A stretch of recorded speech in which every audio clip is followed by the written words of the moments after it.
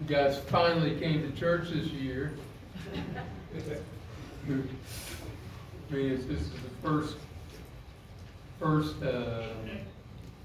Sunday of the year. Hope you had a good time while you were with your family and friends. We certainly did. And an opportunity to be able to go and look and see and, do things and get poor and giving away all kinds of things. So it's good to have you all here today with us and be able to study. We're going to be talking about a word today that rarely is used. It's only used in certain places and only for certain people. But as a general rule, it isn't used at all. In fact, when we talk about it, it's difficult to really understand the scope of this particular word. The word is majesty. We've got a song that goes, Majesty. Remember that song? And it's the only one of its kind that I know of, as a general rule. But let's discuss what it means. And listen, when I define something, I'm not saying you're dumb. What I want to do when I define something is make sure that the rest of it that comes after that, we're on the same page. And so definitions are very important. I remember one time I was with some people who believed that we ought to have instrumental music in church. And they said, we're sitting right behind me. And my wife and I were sitting in front of them. And the preacher got up and he was teaching against instrumental music, but was so vague that they were amening him, and so was I. And I knew we were on two opposite ends of the scale. So we have to make sure that we're clear. And let's take a look at how majesty is used throughout the Bible. And the first point is that here in Hebrews chapter 8, verses 1 and 2, look how it's used. The point of which is saying, of what we are saying is this. We do have such a high priest who sat down at the right hand of God, of the throne of majesty in heaven, and who serves in the sanctuary and the true tabernacle set up by the Lord, not by man. Now, look, he's saying something very important. He's defining majesty as talking about heaven and what heaven holds. So talking about heaven, we try to choose pictures that would give us an idea of the grandeur or the beauty of heaven. But the truth is, pictures cannot define it because they're always about physical things. And physical things can never reach the majestic beauty of God. We may go out there and we'll see some gorgeous landscape. Here, that would be just stepping outside. In Texas, no. And in some places, Arizona, and if you don't like your yard, another one will blow in tomorrow, But here, we can truly see what we would think would be majestic sights. But here, notice that it's always used about heaven and heaven's inhabitants. So when he talks about this, he's saying it refers to greatness and dignity. Who's the greatest among us? The greatness of God and what he has recorded for us to know about him. That he is great, that he is above all, that he is beyond all, that he is capable. There is greatness there. And then the dignity of God. You know, here, I put this in here because it defines it for you. Look what it says, the state or quality of being worthy of honor and respect. Think about that. Worthy of honor and respect. It was a few minutes ago, Walt was doing the Lord's Supper here, and we were discussing why we do it, and why do we respect what was done? Why do we have honor enough to do it every single Sunday? Because that's not only what we've been commanded, but also because of the sacrifice that took away our sins. And when we think about it, we all deserve to die in our sins and to receive the wrath of God. But only because Christ died for us are we able to come to God through Jesus Christ in baptism, where we are covered with His precious blood of righteousness. What thoughts that brings up of majesty. Dignity. He died on the cross, which was meant for criminals, and yet did so with dignity. He was naked before the world, and yet He did it with dignity. So these things are involved in the word majesty, greatness and dignity, and also the grandeur of it all. You know, we go to the Grand Canyon, and the Grand Canyon's so called because it's so huge and so big and so great. God defines heaven and the church and all as being so great and so large and so complete. The grandeur is there. In fact, when I first wrote this word, I misspelled it because it's not an English word. We've adapted it from other English-speaking places, and it's spelled uniquely. The grandeur. It's so unique that it's even spelled uniquely. When you think about it, we can't fathom the beauty that will be there, the feelings of hope and of excitement and of joy and all that will be there, that we'll be able to see the face of God when we're there. We'll be able to see Jesus who sacrificed for us, and we've only read about it. We'll be able to see the people who died for us to be able to have the gospel we have today. And what is the gospel? The gospel is the good news that Jesus lived a sinless life, died a criminal death for us who are the criminals before God, was resurrected, ascended, and took His sacrifice to the sanctuary of God, it says here in these verses. Grandeur. And also the power of God. There's none other like Him. He created everything you see. He even created you. So when we think about this, you know, there's a big argument going on right now about the fact that women are saying that they have the womb of life, you know, that only life comes through them. Well, if you didn't have a man, you're not going to have that success.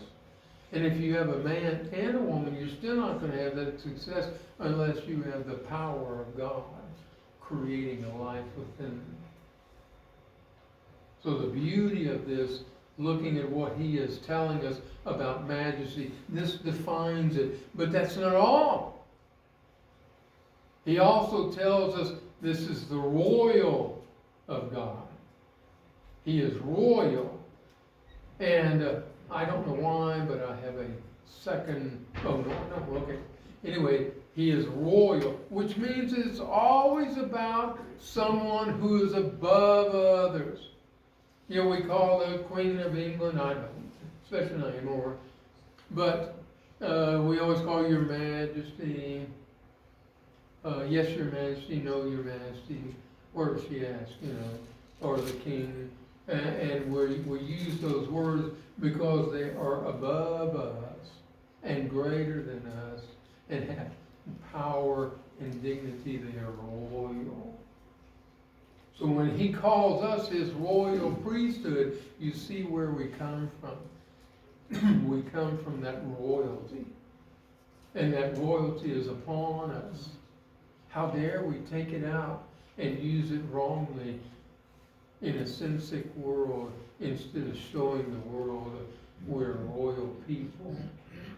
We're a royal priesthood. And then he uses the word majestic glory. Let's take a look at 2 Peter and see how he says there in verse 17, chapter 1, verse 17.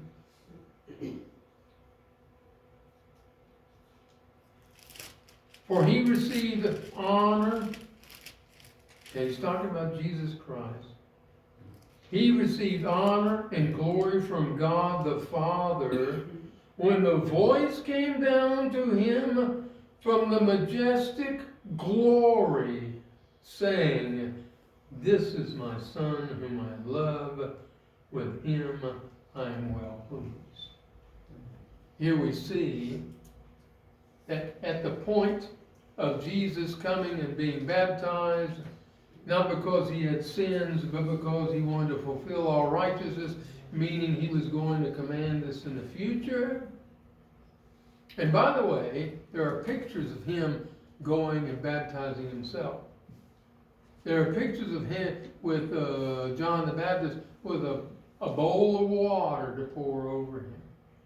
But it says that John the Baptist went where there was much water, because it's far easier to baptize somebody in much water than it is in a little bit of water. I was over in Russia, and we had a camp there, and one of the boys was talking with me, and we were looking at this sailboat go by out there, and he said, I think I need to be baptized. I said, yeah, you do. And he said, I need to be baptized. Can we do it tonight? And I said, yeah, we go out in a finished goal. And they had finished it too early because it was only about knee deep, maybe a thigh, maybe a little bit above the knee. And we're walking and we're walking. We walked for like, I don't know how long. And it wasn't getting any deeper. And so finally I said, sit down and we'll baptize you right here. And it was filthy water because it was this little inlet area where the water didn't move much. And so they had a lot of sediment in it. And you had to wear your shoes because all the sand there was from granite, which will cut you up. And we baptized him, and he come out of there knowing that his sins had been forgiven by a loving, majestic, glorious God. So look what it says here. Jesus was there, and he was in baptism, and he received honor and glory from the majestic glory of God. So here he is being baptized in the Jordan River. And this is an active river. This is a river that's flowing constantly. And he has taken him and fully immersed him so that he, like Noah, who was separated from the sins of the world by water, 1 Peter tells us in chapter 3, verses 20 through 21, that same water that saved Noah now saves you.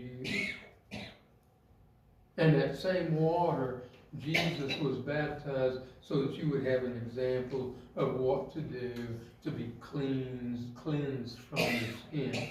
He received glory because God spoke to him in front of everyone. He received honor from the throne of God. Yeah, I can't imagine it. I can't imagine the angels singing to the shepherds. I can't imagine the voice of God speaking over his son and giving, because he spoke, he gave him honor and glory from God. And it tells us that when he spoke, what did he do? He acknowledged that Jesus was his son. This is my beloved son. Can you imagine the voice of God saying, he is pleased with you. This is my son. And he acknowledges him while on earth.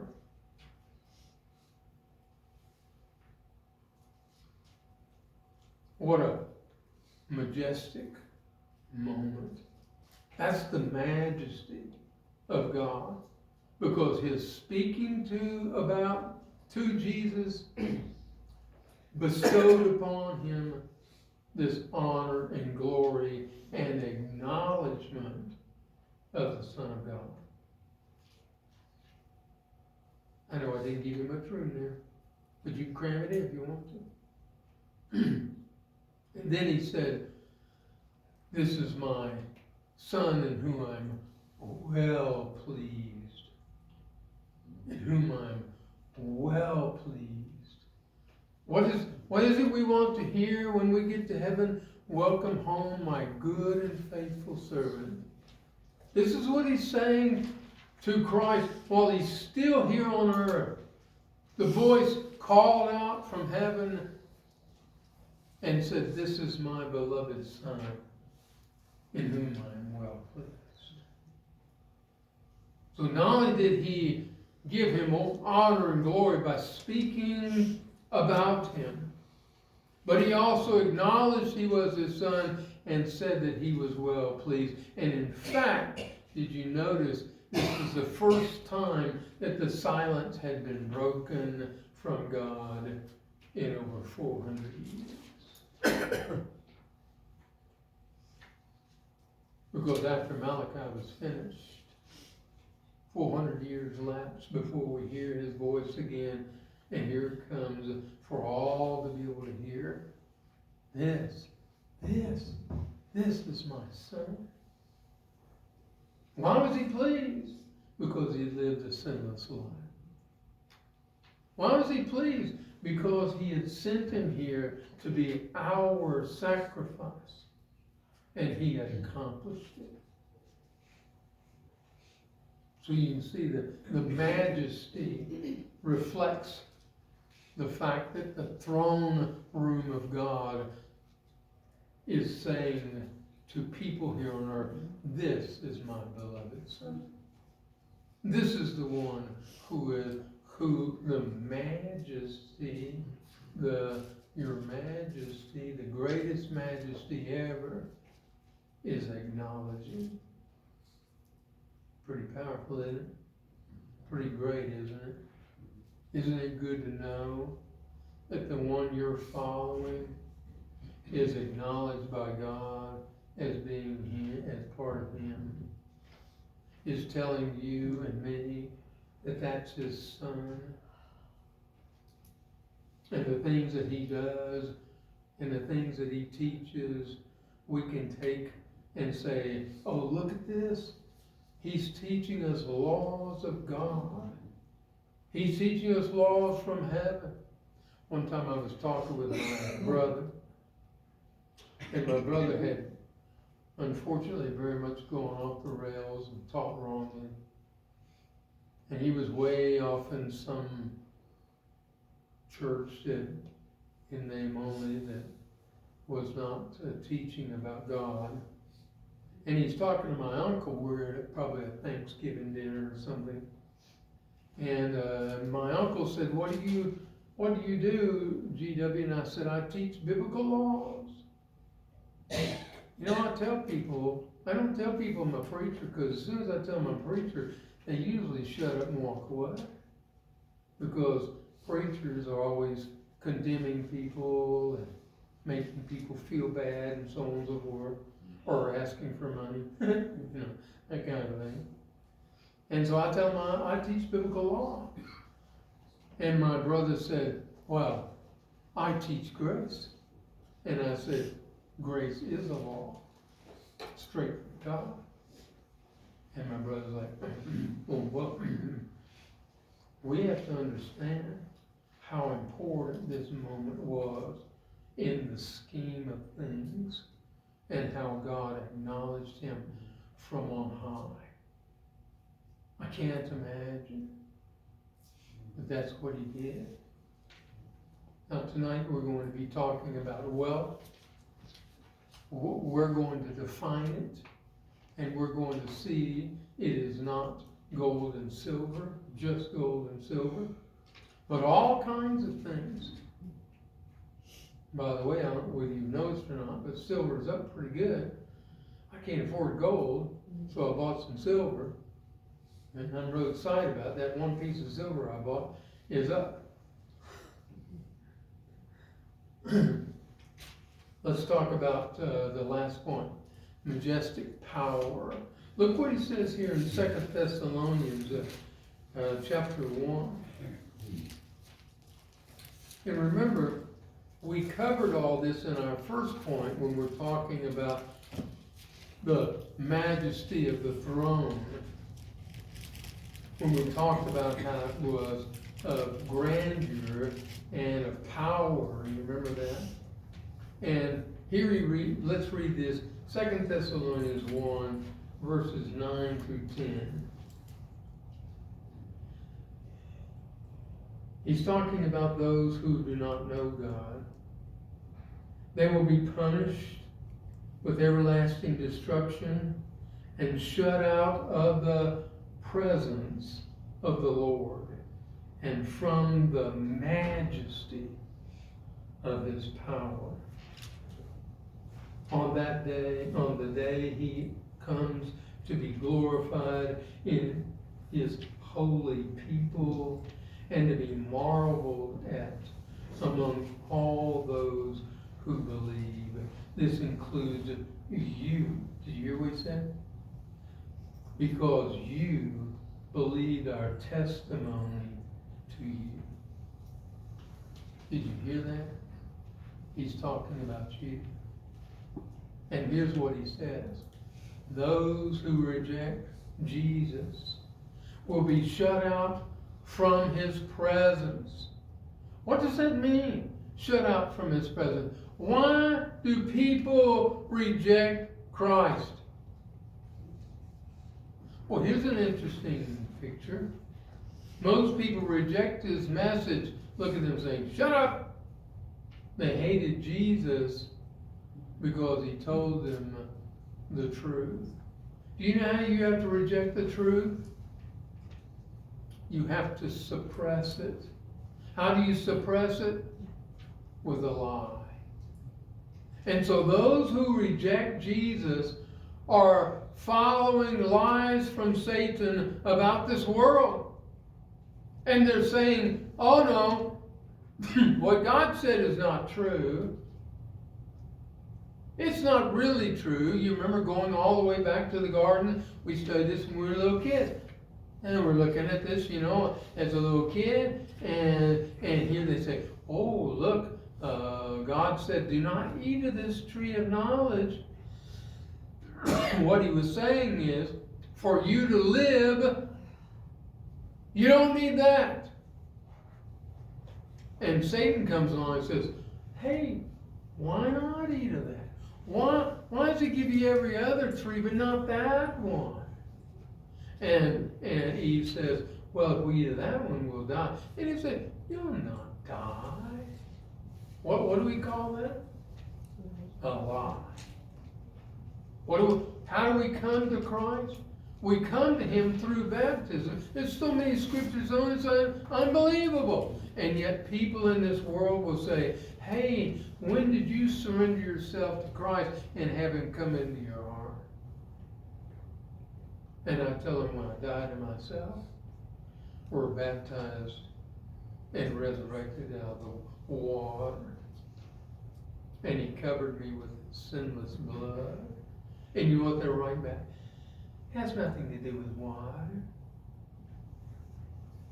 So they're rejecting the truth. When Jesus says in Mark 16:16, whosoever believes and is baptized shall be saved, they don't believe Jesus' own words. How in the world do they believe that they're saved from their sins? Well, I called him into my heart. I prayed the sinner's prayer. I did this, I did that. And if I want to get baptized, I can get baptized later as a show of faith. Is that what God said? No, not at all. And so because of that, we have to realize it is the truth that we need more than anything else. We can't even trust ourselves because ourselves have been messed up by living in the world, and we can't logically reason it out without knowing the truth from God. And God's very loving. He's given us the truth. And look what he says. Those people who reject him, they're going to be taken and shut out of his presence. Does God want them there? No. Has God made enough rooms for them to be there with him? Yes. But they're not going to be there. Look how many are standing before the gate of hell instead of before the gates of heaven. I kind of like that picture. It's kind of sad though, isn't it? Because those people on the left here have decided they want to trust a lie instead of the truth. We can't afford to do that. We can't afford to follow them and their ideas. And here's what he says also. Jesus' glory is seen in his holy people. The people that are here on the earth, that are doing what he commands, no matter the situation they're in. And there are people around the world that are being killed today because they've refused to reject Christ. I was listening to a guy talk, and he was showing different people over in, I think it was Uganda, maybe it was another one, and I can't remember the names of those countries till I leave and go back to my house, and it's like, oh yeah, that's what it was. And this one guy had his neck was stuck down on his shoulder. And they said Islam would come through with their machetes, their favorite weapon, and just hack at people. And they hacked him on the side of the neck. And he had to run away. And of course, it healed that way. And he could never straighten his neck up again. And you know what they were called? Christian orphans, because their families were killed by people who falsely instead of the truth. Well, who are the people of God on earth? They're you and me. They're those who are faithful to him. They are those who love him enough to go through this world and all of its problems, pains, suffering, disease, destruction, and death, honoring God with their actions. And by the way, verbal is an action too. So they are people who honor God, and they are people of God. You know, we could do all the good stuff we want to, by being a good person, but it doesn't bring glory to God unless we are people who have been baptized into Christ. Galatians 3:27. And have become kings walking on earth. He's told us how to do that. And then he tells us we're going to be marveled at what we're going to see. Why are we going to be marveled? He says, because we believe. So you ever seen the stories about people who find a treasure map? And the treasure map is always marked with an X. You notice that? That's where we get the saying, X marks the spot. And so you get this treasure map, and you try to decide where's the treasure.